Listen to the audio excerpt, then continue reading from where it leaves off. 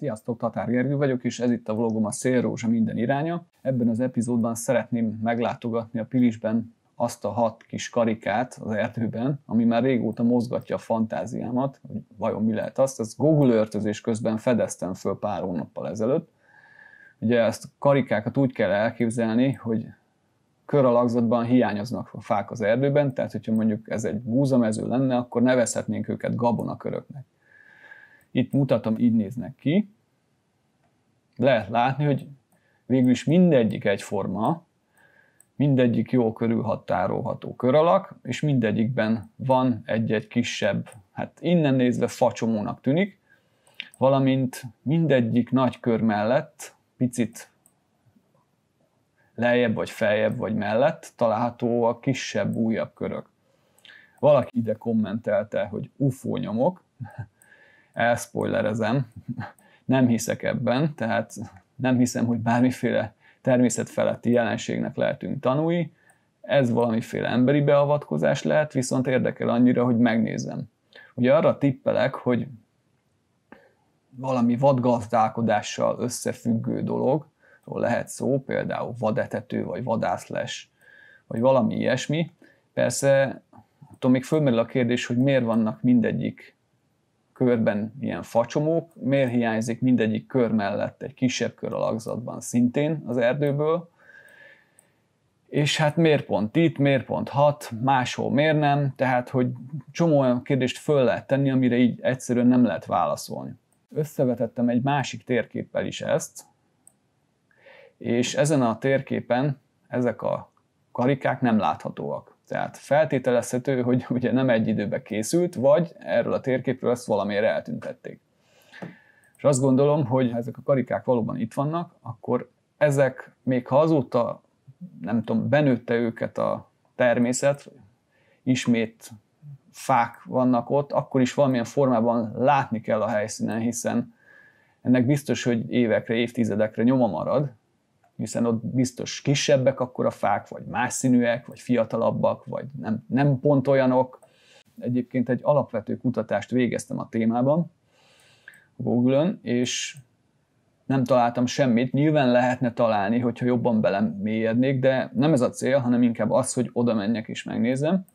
Pontosabban olyan dolgokat találtam, hogy a Pilisben itt van a, nem tudom, a Európa közepe, vagy a Föld egyik csakrája, vagy hogy a Dalai Láma nem tudom mit csinált a hellyel, és ez szent hely, és jó erőkkel bír, könnyen lehet így gyógyulni, meditálni, relaxálni, pihenni. Ez bizonyára így is van, de azt hiszem erről korábban már bebizonyosodott, hogy ennek a Dalai Lámás csakrás történetnek semmi alapja nincs, ez egy kitaláció. Ettől persze még szép hely a Pilis, és érdemes ott túrázni, én magam is már többször jártam több helyen. Most erre a 6 kis gabona körnek nevezett fantázia névvel ellátott helyre szeretnék ellátni, csak hát erdőben, nem búzamezőn. Gyertek velem, nézzük meg, mik ezek.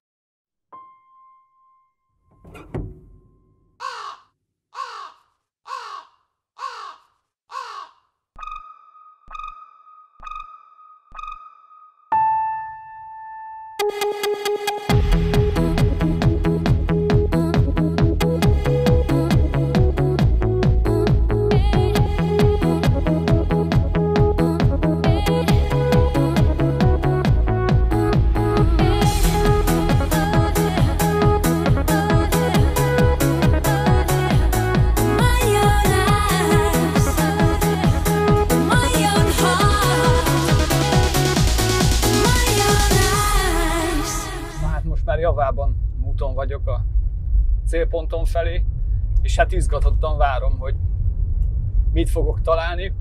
Persze fölmerült bennem, hogyha az egésznek nagyobb a füstje, mint a lángja, vagyis, hogy oda megyek és nincs ott semmi, és akkor tulajdonképpen az történik most, hogy csinálok a semmiről egy epizódot.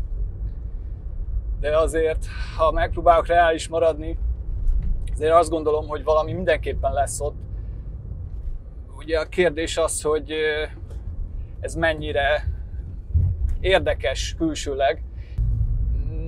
Kicsit úgy érzem, hogy valami olyan dolog lesz itt, amit most még valószínűleg tudatlanságom folytán nem tudok elképzelni.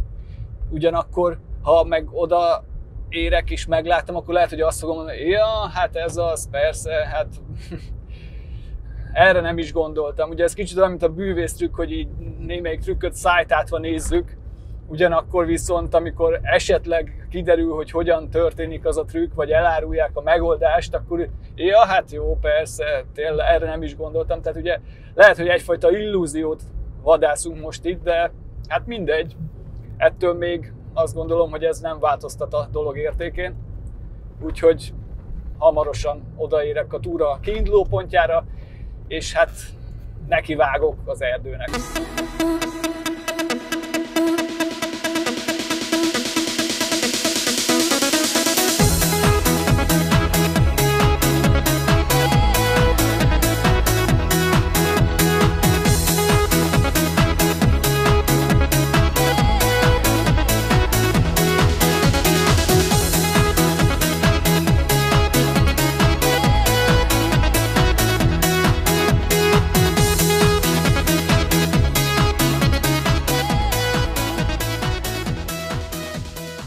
Na hát itt állok a Pilis egyik erdejének, mondhatni úgy, hogy kapujában, és innen körülbelül egy számításom szerint 20 perc túrázással tudom elérni azokat a bizonyos krátereket, amiket kinéztem magamnak.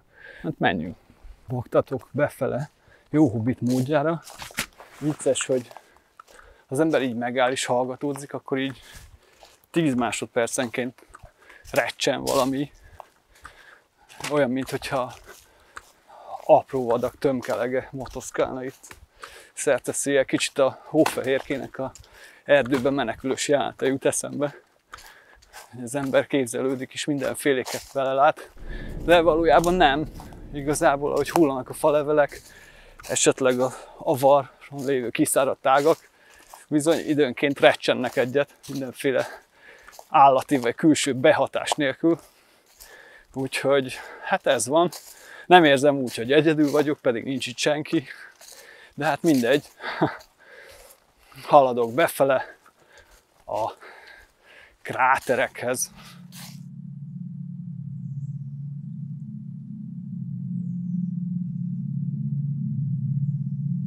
Hát most már azért egy negyedórás könnyed túrázás után közeledek nagyon.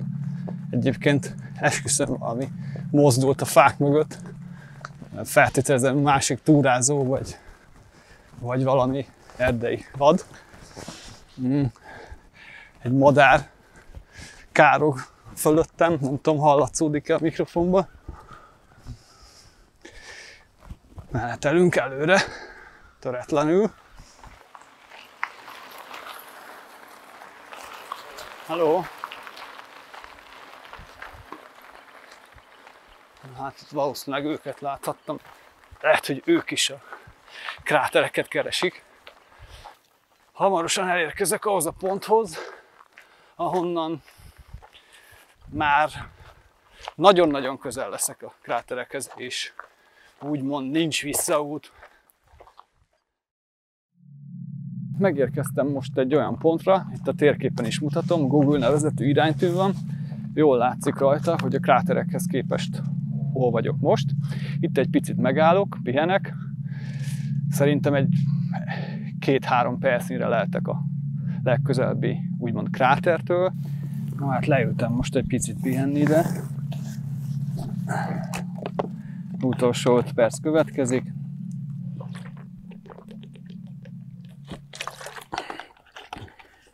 Bevetjük Edit a sast, aztán oda megyek. Persze, látni valamit csak akkor Edi segítségével.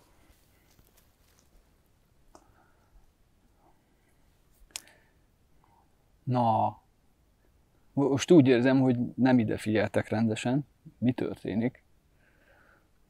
Mindenkinek le kell vetkőzni a démonját. Nincs itt senki. Na ugye, mondom, hogy nincs itt senki.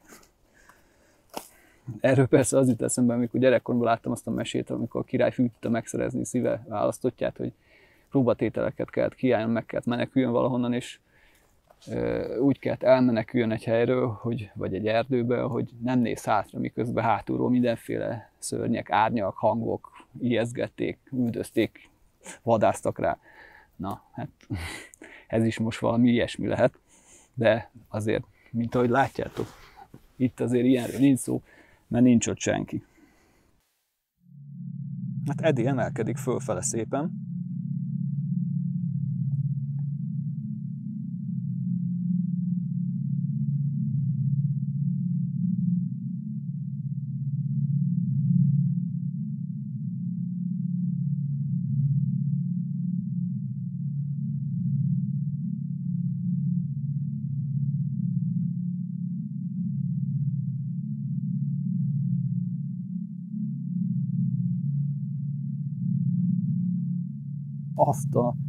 Tényleg van ott valami.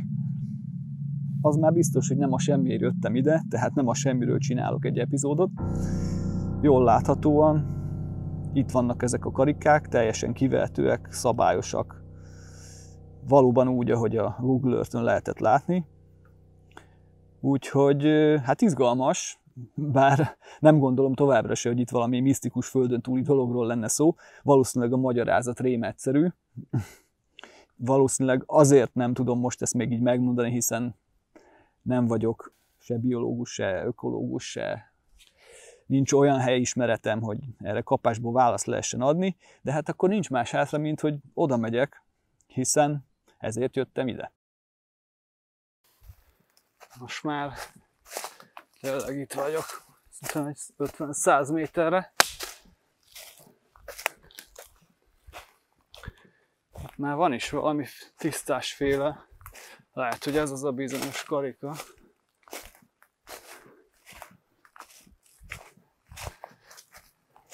Az az érdekes ugye, hogy furcsa érzés, mert ugye az ember nem számít semmi földön túli, vagy nem is tudom, hogy fogalmazzak, misztikus, horrorfilmbe illő jelenségre, de azért mégis egy picit így egyedül bóklászta az erdőbe. Nem azt mondom, hogy izgulok, de azt sem lehet kijelenteni, hogy azért teljesen nyugodt vagyok. Végül is inkább a jó szó az, hogy izgatott vagy kíváncsi vagyok. Nem tartok tőle, csak olyan furcsa érzés, tudjátok, hogy mi lehet ez, hogy így egy ilyen 6 darab karika így a fák között, és így jó, tudom, nyilván kézenfekvő a magyarázat, rém egyszerű lesz.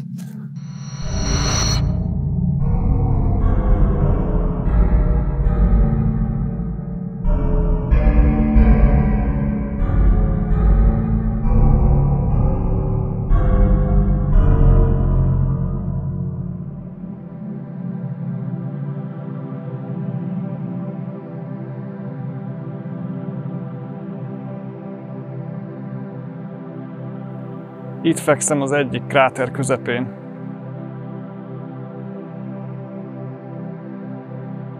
Már tudom, hogy még ezek.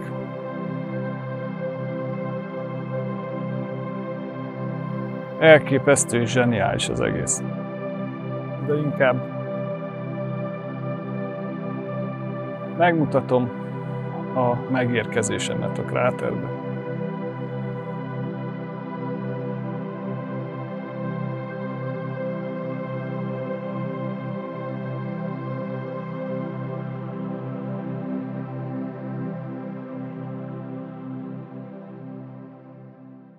Itt vagyok annak a kis körnek a szélén, ami a nagy körök mellett volt látható a térképen, és hát egész érdekes. Nem is tudom, tehát mutatom inkább. Ez a kis kör. Itt egy elkerített rész látható.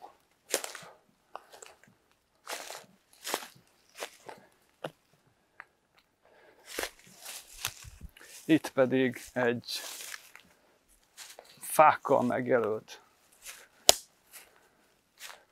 terület, mármint hogy ezek itt. És itt van egy érdekes dolog, mégpedig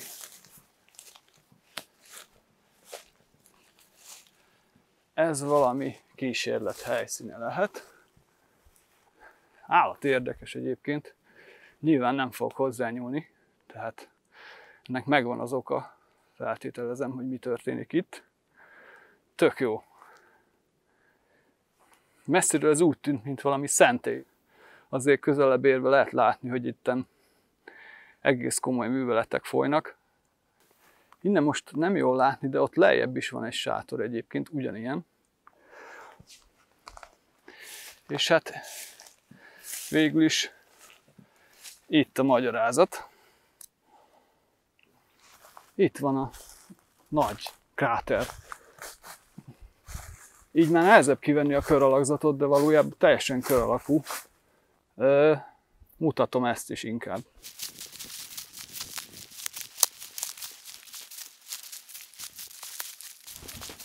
Most itt vagyunk a kör alakzatban, a kis facsoport tövében. Itt egy elkerített terület látható, illetve ott a túloldalon egy szentély. Na nem, tehát, hogy itt valami egész komoly kísérlet zajlik. Tök jó.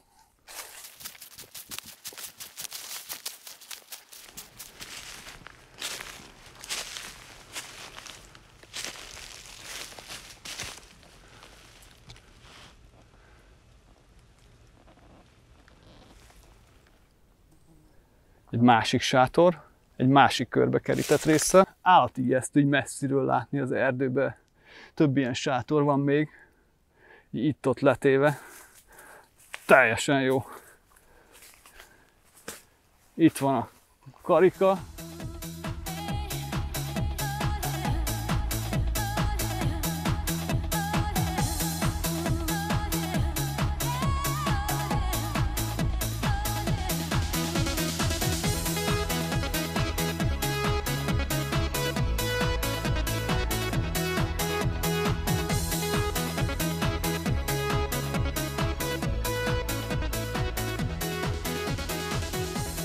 No hát megkísérlek összegezni, ahogy a tábla is mutatja, ez a Magyar Tudományos Akadémia Ökológiai Kutatóközpont és a Pilisi Parkerdő Zrt.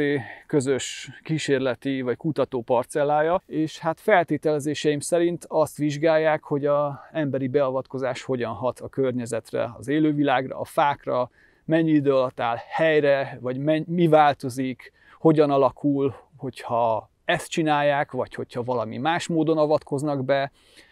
Rendkívül érdekesek ezek a sátrak is. Nyilván szeretnék majd valakit megkérdezni ez ügyben, aki hát hozzáértő személy, mert hát most persze itt valamilyen szinten én csak találgatok, ugye, de hát amit eddig láttam, az alapján ezt gondolom, nincs magasles, nincs vadetető, tehát ilyen szempontból ez téves gondolat volt. Minden tiszteltem azoké az embereké, akik ezt itt kialakították, ugyanis nem gondolom, hogy ebből rövid idő alatt ki lehet nyerni érdemi információt. Szerintem itt hosszú évek, hanem 10 évekről van szó, mire következtetést lehet levonni.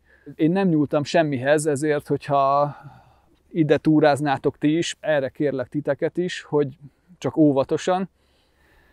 Rendkívül élveztem ezt a kis expedíciót, köszi, hogy megnéztétek, tök jó volt.